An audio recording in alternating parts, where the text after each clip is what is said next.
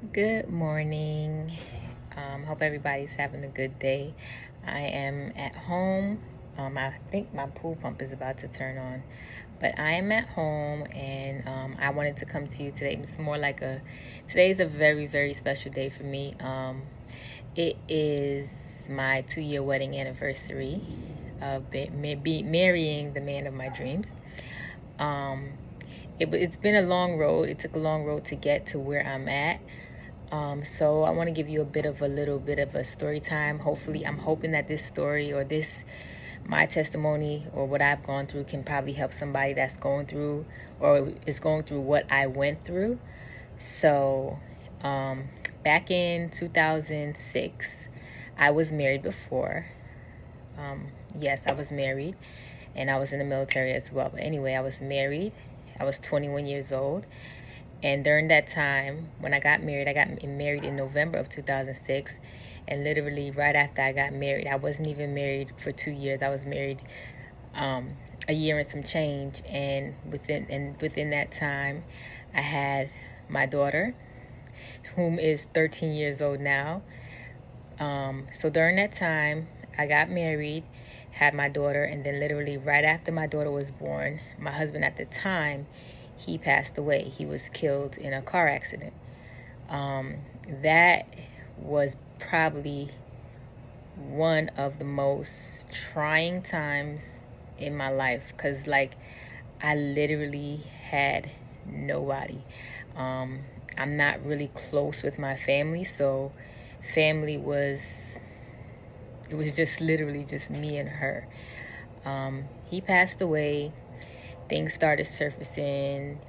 People started surfacing. I started finding out things, that no female should ever have to find out ever. And I am a strong believer. Anybody can tell you that knows me knows I don't like to be lied to. I'm a very honest person. My kid's godmother says I'm very, very blunt, and I'm working on that too, but I don't like to be lied to. And during that time, after, my daughter's father passed away, I started finding out things that no woman should ever have to find out, when a person's dead. But knowing me, it was probably better that I found out when he passed away, but at the same time, it broke me to a point where I was just like done. But anyway, like I said, I'm a strong believer in what's done in the dark will come to light. And people just say that, but I add what's done in the dark will come to light whether you're dead or alive. So that's my thought process, and that's what I believe. But anyway, I started finding out things, and the things that I found out brought me to a dark place where I just said, you know what? God, D, I'm done. I can't do this. I don't want to be hurt. I don't want to be hurt no more. I don't ever want to be in a relationship. I don't want to ever get married again. It's just gonna be me and my daughter, and that's it. We gonna ride. We gonna ride this wave together. That was literally my thought. I was like, I don't want to deal with this. I don't want to deal with her. And I said, God forbid I do get in a relationship. I'm gonna make sure I hurt that person that I'm in a relationship before they hurt me. That was like the dumbest thing I ever said, because my heart, I just can't. No matter how much somebody hurts me, I just cannot bring myself to hurt somebody. Even if I tried, I'm just not that person. So even trying to was just like, stop it, D, because that's not you. But anyway, like I said, I found out things. I said it's just gonna be me and my daughter, because like I said, I had nobody.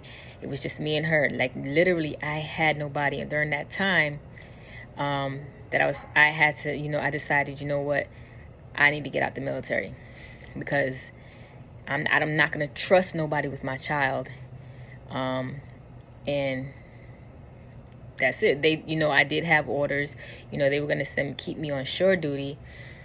Because they knew about the situation, and they were going to keep me on shore duty because they didn't think it was time. Like, after you have your baby, you have, I believe, a year before, and then you go back to shore duty. But my detailer knew about my situation, and he was like, I don't think we should send you back to a ship yet. And I agreed.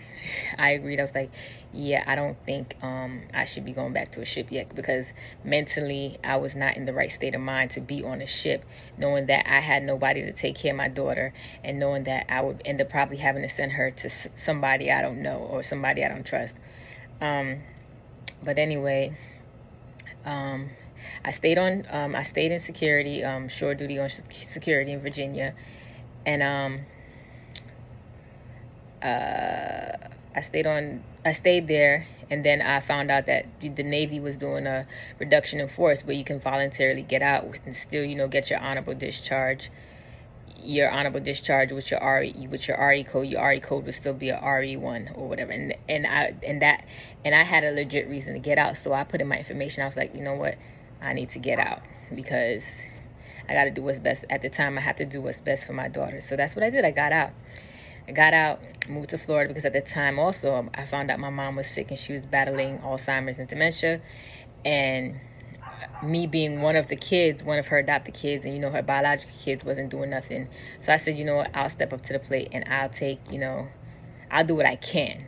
But I'm not living at my mom's house, but I'll do what I can for the time being. So I got out, took care of my daughter, and tried to be there for my mom as much as I could.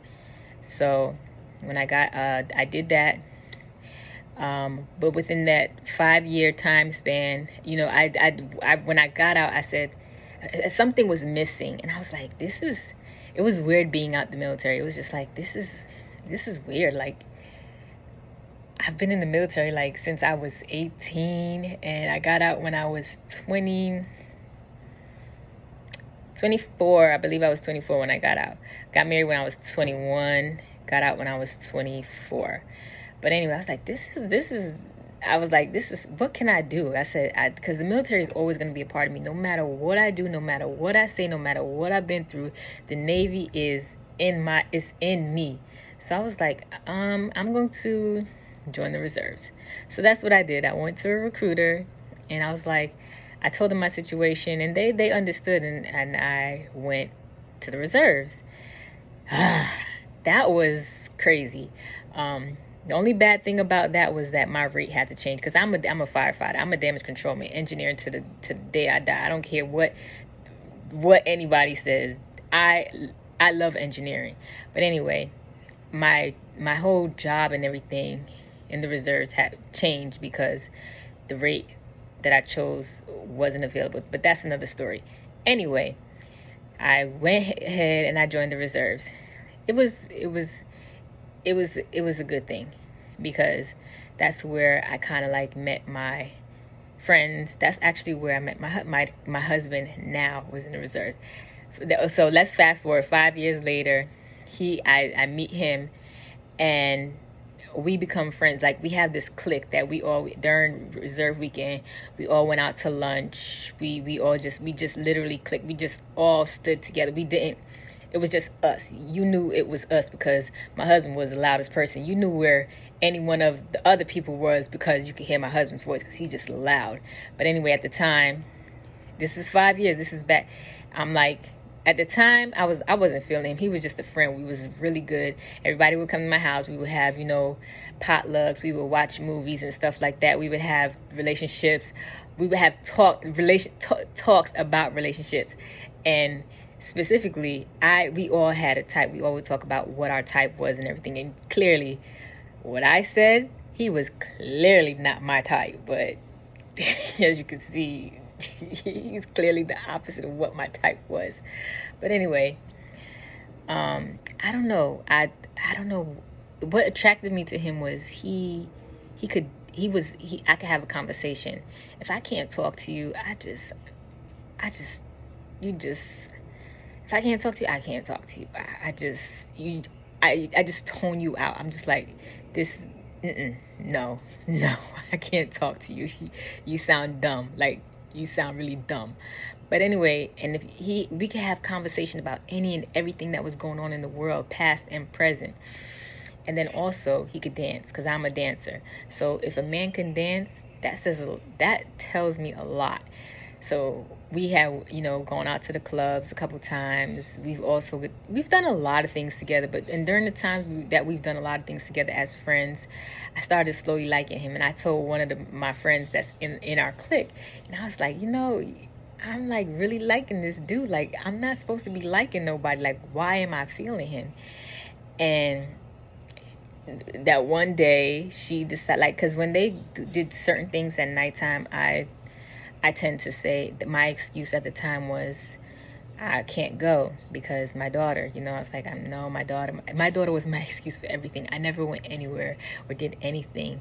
I said, if my daughter can't go, I'm not going to go. That was how it was, once her dad passed away. It's like, no, I don't want to leave her with nobody. Guaranteed I trust this person, but I don't want to leave her with nobody, so I can't go. But anyway, at one time I didn't go. She decided to open her big mouth, and she told him. And then it was during spring break that it was so cute, because during spring break I was in North Carolina, and he was back here in Florida, and I had posted a picture on Facebook, and it was my daughter. She was laying on my chest, and the picture, he had posted a comment on the picture. No, I had captioned the picture, "She will never be old.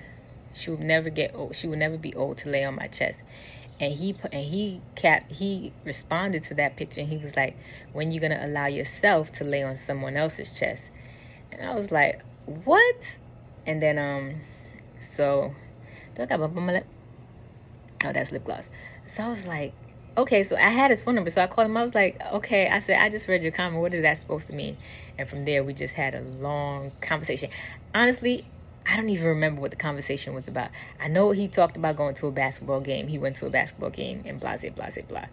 But anyway, I was like, I was just, after the conversation, it was just like I had butterflies, like flying around, like butterflies flying around my head or whatever.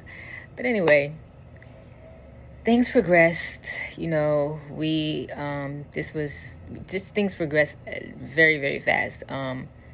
They had another night. They had went out to a comedy club, or to a comedy show, and I said I couldn't go because, once again, if my daughter couldn't go, I wasn't gonna go. So I was like, I can't go because I ain't got nobody to watch my daughter. Guaranteed, I did have somebody to watch my daughter, but nah, it was no.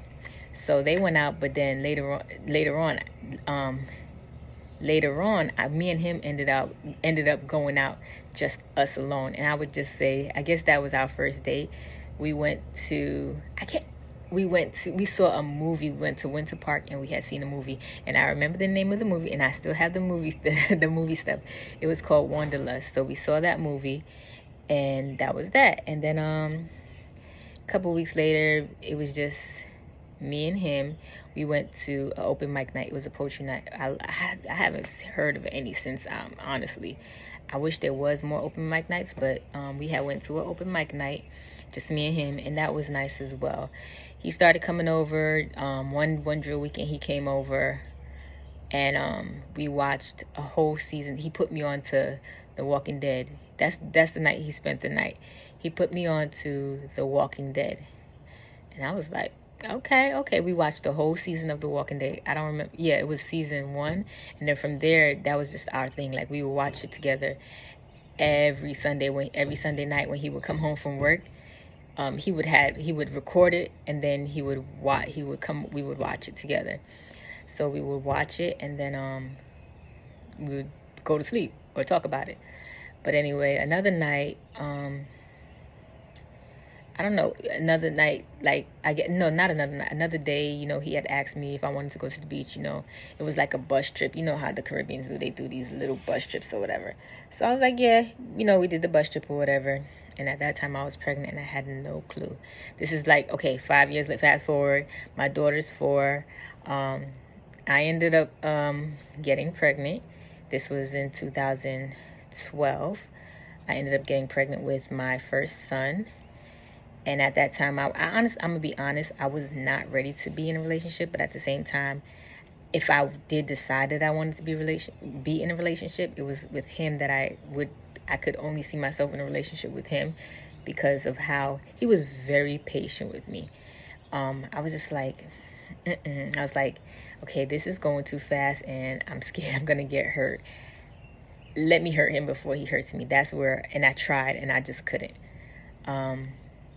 You know, in every relationship, because we did decide we was going to go ahead and, you know, just have this relationship. And, you know, in every relationship, there's your ups and your downs. And what attracted me to him so much was because he knew that I told him about my situation and he knew I was hurting.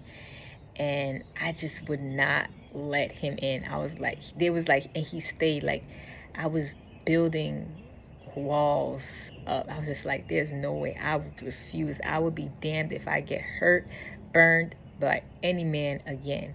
And so like the more I pushed him away was the more he fought to get to my heart. And eventually he did.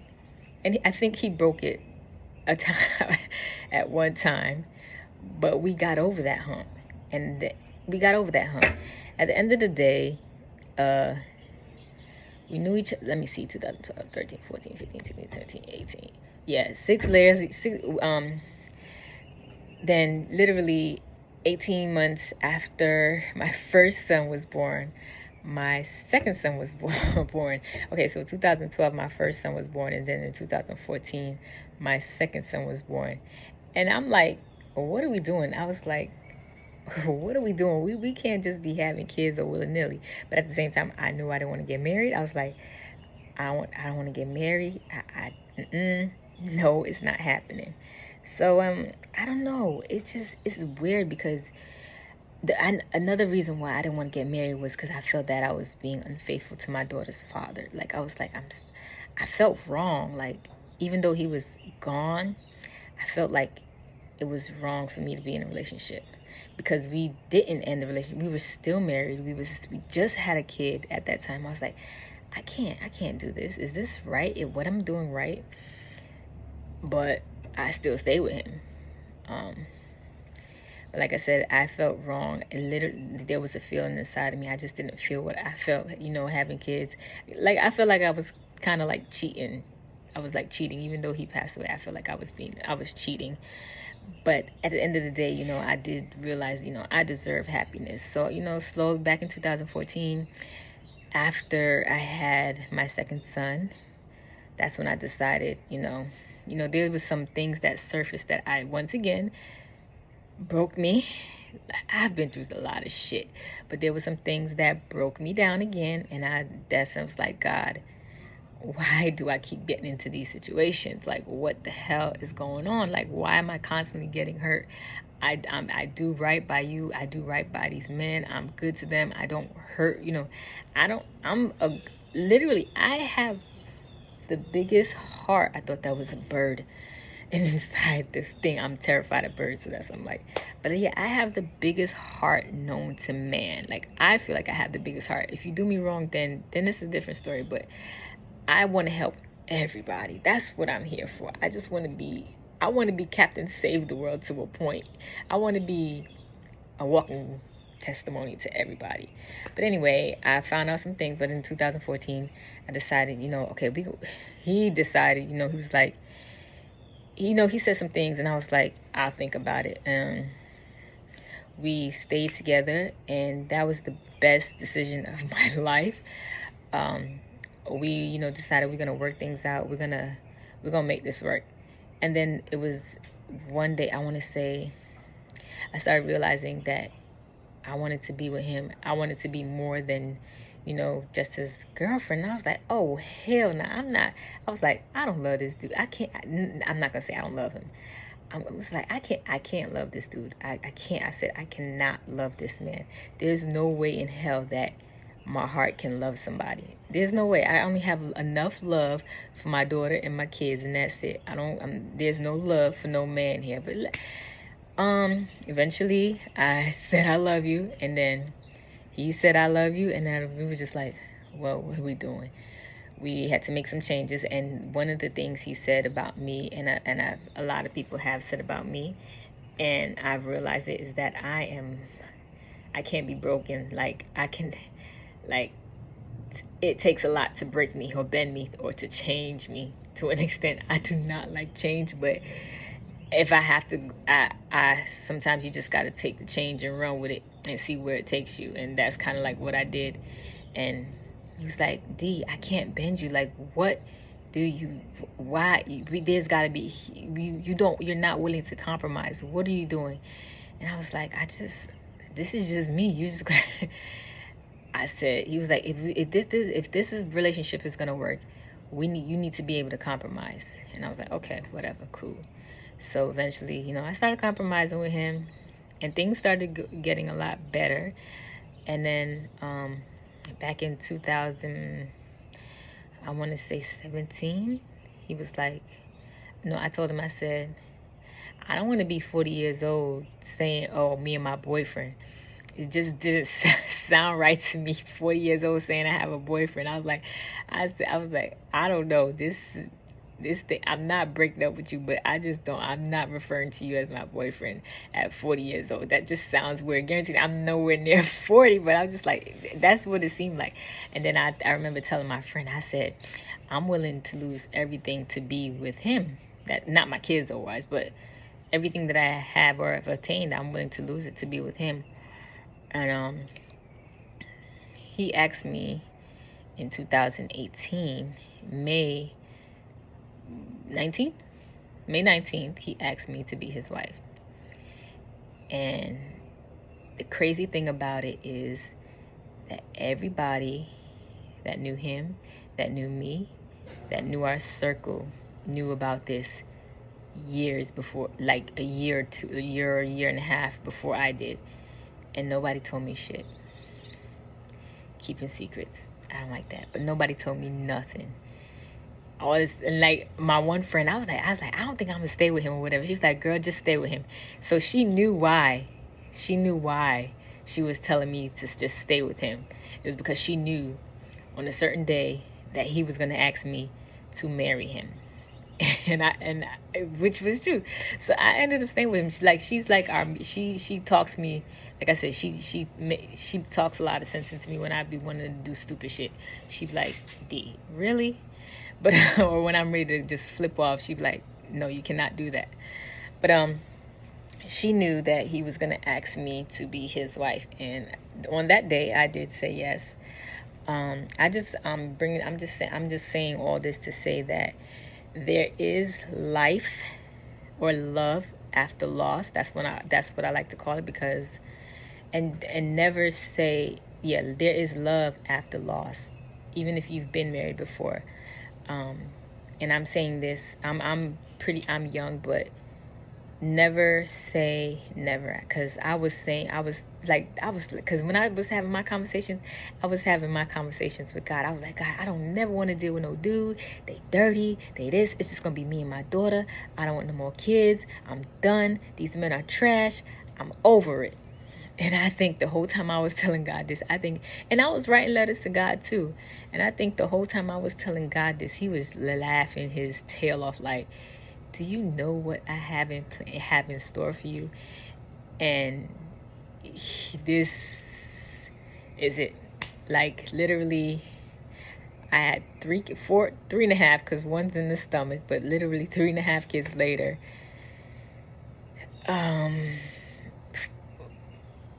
When I say 3.5 kids, I mean referring to his 3 kids and the one in my stomach. He gave me a man that loves me, and like literally walks the ground. Like he literally worships the ground I walk on. He loves my daughter like she is his. Like he will kill for her, just the way he would kill for his boys and the child that I'm carrying. And I never in my life thought that I would be able to experience something like that, because of all the trauma and, you know, bullshit that I've been through with dudes. But the worst thing to ever do is find out that your husband, you know, did things to you that should not be done in a marriage. So I say this to say, don't give up on love. It is there. You just got to be patient. Don't go telling God what you got in store, what you got planned, because he's literally laughing at you and he's turning the route. Because like I said, I had a whole different plan for myself, and it was just like, no. God didn't make man to be alone, and he didn't make women to be alone. And that's one thing I've learned being in this relationship and being in this marriage. Like, I got married in 2019, October 13th of 2019. And right now today is my 2-year anniversary. And when I sit back and reflect on where I've been and how far I've come, the only person I have to thank is God. Because if it wasn't for him, I wouldn't be alive. Like, if it wasn't for him, and I think what he did was he gave me my daughter before her dad passed away, because he knew, like, I tell people that my daughter is my lifesaver, because there was a time where I almost took my life. But if it wasn't for her crying, I saw her crying, and if it wasn't for her crying, I would have been gone. I looked over and I saw her, and I saw that she needed me. And I was like, okay, D, you got to get it together. And that crying made me get it together. But like I said, it's been I'm crying. It's been a long road, and I just want anybody out there who's ever been through or is going through what I've been through to just know it's not easy, and it's okay to love somebody else, even if you feel guilty. This is something you pray about, because I prayed about even after he asked me to marry him, and I said yes. I was like, is this right? Am I doing this? Is this right? But then it was like he came to me in a dream. Literally, my daughter's father came to me in a dream and said, it is okay, you can move. Like, it was like he was giving me permission to move on. He was like, you need to move on. And I was like, and then from there, I was like, yep, time. I literally opened up a new chapter in my life when it came to my marriage, when it came to getting married. And I just want to, on my anniversary, on this day, Andre, if you're watching this, I don't know, you say you watch my videos, you say you're my biggest supporter. I just want you to know that I love you, and I thank you for standing with me and being there with me. I thank you for being there for our family and doing the best that you can to provide for us. Thank you for understanding where I grew up, where I'm going. Thank you for understanding my mental breakdowns and, being there when I am breaking down. Thank you for sacrificing for me, because you sacrificed so much for me so that I can achieve what I want to achieve. And I thank you for that. So on this day, I want to say happy anniversary to you. I love you. And to everybody out there that's going through something, just know that it's gonna be okay. Just keep your head up, keep praying and believing. It's okay to move on. And yeah, it's gonna be all right. I know this story is all over the place, because it's a lot more to this story, but I gotta keep it short, because this story is going on 30 minutes and I'm outside, and I think my pool pump is about to come on in a minute, and that's very loud. But yeah, you guys have a great day. If you have any questions whatsoever, I am an open book. I will answer any questions, because for me, this is healing for me. This literally is talk. Like, before, I used to be ashamed to talk about it. Oh, he did this and he did that. It was a shame, because I always thought it was something I was doing. Why people do the things they do. But like I said, I'm an open book. You can ask me any question. I will try to answer it to the best of my ability or to the best of my knowledge. And you guys have a great and blessed day. I will be celebrating my anniversary today and all weekend, so I might not get back to you, but you guys enjoy the rest of your day, and remember, there is love after loss. You guys have a great day. Bye.